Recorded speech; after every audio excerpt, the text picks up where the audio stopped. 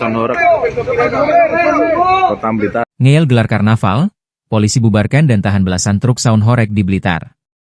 Polres Blitar Kota membubarkan paksa karnaval Sound Horeg yang diselenggarakan dalam rangkaian peringatan HUT ke-80 RI di Desa Kedaung, Kecamatan Legok, Kabupaten Blitar, Jawa Timur, Rabu, 27 Agustus 2025. Penghentian paksa kegiatan karnaval itu dilakukan pihak kepolisian sekitar pukul 22 waktu Indonesia Barat. Sekitar 15 truk dengan muatan perangkat sound system dan pencahayaan berukuran besar mulai tiba di kantor Polres Blitar Kota pada Kamis sekitar pukul 00.30 waktu Indonesia Barat.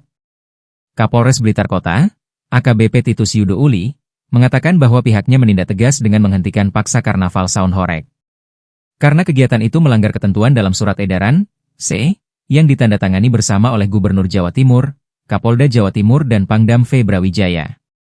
Penertiban kegiatan ini karena